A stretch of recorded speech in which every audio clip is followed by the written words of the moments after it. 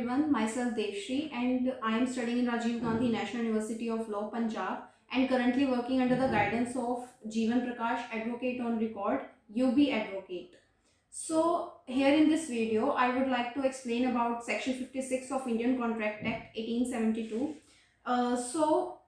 As we all know that due to the COVID-19 restrictions, many contractual obligations were not fulfilled and restrictions in transportation and trade led to the cancellation and termination of many of the contractual obligations. So there was spate of litigations by promises seeking the compensation for non-performance of the contractual obligations.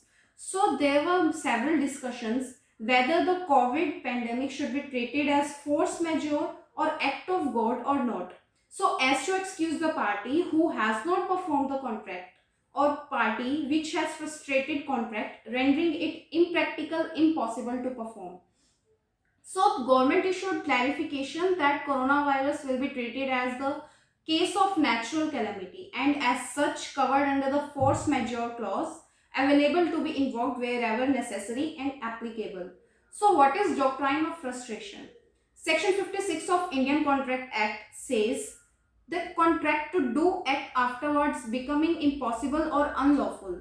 A contract to do an act which after the contract is made become impossible or by reason of some event which the promiser could not prevent, unlawful, becomes void when the act becomes impossible or unlawful.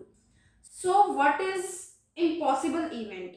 Unforeseen or unpredictable event, any act of God like that of cyclones, earthquake, flood, lockdowns, epidemics, pandemics, or events such as acts of God, acts of government like wars, riots, strikes, crimes which are not predictable, that are beyond the control of the parties, and due to which the contract is rendered as void. The case laws referred is that of Taylor versus Caldwell, in which the Taylor was plaintiff and Caldwell was the defendant. So the plaintiff and defendant entered into a contract in which defendant agreed to let the plaintiff use the music hall for concert. But before the concert was happened, the music hall was destroyed by the fire.